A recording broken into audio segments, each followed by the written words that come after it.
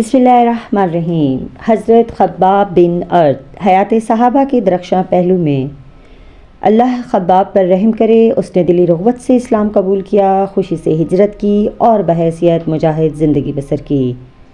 فرمان علی ابن طالب رضی اللہ عنہ۔ امام انمار غزائیہ مکہ معظمہ میں غلاموں کی منڈی میں گئی۔ وہ چاہتی تھی کہ ایک ایسا غلام خرید لائے جس سے وہ گھریلو خدمت بھی لے اور اسے کوئی کاروبار بھی سکھلا دے جو اس کے لیے مالی طور پر مفید اور نفع بخش ثابت ہو۔ وہ ان غلاموں کو بغور دیکھنے لگی جنہیں بیچنے کے لیے منڈی میں لایا گیا تھا۔ اس کی نگاہ انتخاب ایک ایسے بچے پر پڑی جو صحت مند بھی تھا اور ابھی وہ سن بلوغت کو نہیں پہنچا تھا۔ شرافت کے آثار اس کے چہرے سے نمایاں تھے۔ اسے یہ ہونہار بچہ پسند آ گیا، قیمت ادا کی اور اسے اپنے ساتھ لے کر گھر کی طرف روانہ ہو گئی۔ راستے میں انمار نے بچے سے پوچھا، ارے لڑکے، تیرا نام کیا ہے؟ بتایا خباب۔ اس نے پوچھا، تیرے باپ کا نام؟ بتایا ارد۔ پوچھا، کہاں سے آئے ہو؟ بتایا نجد سے۔ اس نے کہا، پھر تو تم عربی ہو؟ کہا، ہاں، میں عربی اور قبیلہ بنو تمیم سے تعلق رکھتا ہوں۔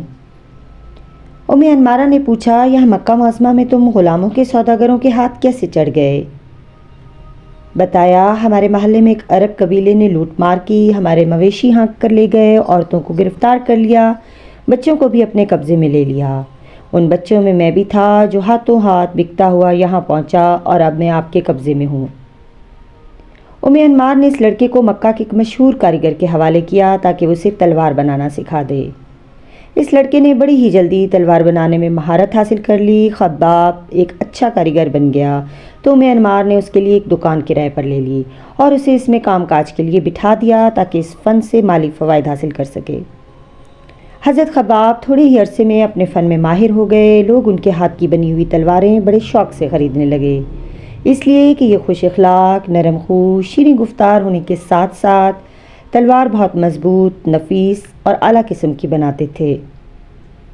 حضرت خباب ناعمری کے باوجود بڑے زیرک، معاملہ فہم اور دانشور تھے۔ جب وہ اپنے کام سے فارغ ہوتے تو اکثر جاہلیت سے معمور عرب معاشرے کی حالت زار پر غور و خوض کیا کرتے جو پاؤں کے تلووں سے لے کر سر کی چوٹی تک شر و فساد میں غرق ہو چکا تھا۔ عرب معاشرے کی جہالت، گمراہی، انارکی اور ظلم و ستم دیکھ کر ان کا دل دہل جاتا اور وہ اس احساس سے کانپ اٹھتے کہ میں بھی تو اسی معاشرے کا ایک فرد ہوں۔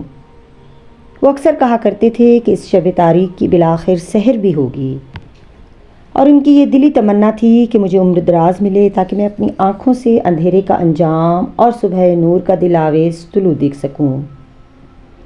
حضرت خباب کو زیادہ دیر انتظار نہ کرنا پڑا کہ ایک روز انہیں ایک دلربا خبر ملی کہ بنو ہاشم کے ایک نوجوان حضرت محمد صلی اللہ علیہ وسلم نے نبوت کا دعویٰ کر دیا ہے اور وہ اپنے دین مبارک سے نورانی کلمات کے ذریعے انسانی دلوں کو مسخر کر رہے ہیں۔ یہ خبر سنتے ہی ان کی خدمت اقدس میں حاضر ہوئے۔ دل پذیر، نصیحت آموز نورانی کلمات سنتے ہی یوں معلوم ہوا کہ آپ کے ذہن مبارک سے موتیوں کی لڑیاں یا مصری کی ڈلیاں گر رہی ہیں۔ آپ کی باتوں نے ان کے دل پر ایسا اثر کیا کہ فوراً اپنا ہاتھ بڑھایا، آپ کے ہاتھ پر بیعت کی اور زبان سے پکار اٹھے، اشہد ان لا الہ الا اللہ واشہد ان محمدًا عبدہ ورسولہ۔ میں گواہی دیتا ہوں کہ اللہ کے سوا کوئی معبود حقیقی نہیں اور حضرت محمد صلی اللہ علیہ وسلم اللہ کے بندے اور اس کے رسول ہیں۔ اس روئے زمین پر بسنے والوں انسانوں میں چھٹے نمبر پر مسلمان ہونے کا اعزاز حضرت خباب بن ارت رضی اللہ عنہ نے حاصل کیا۔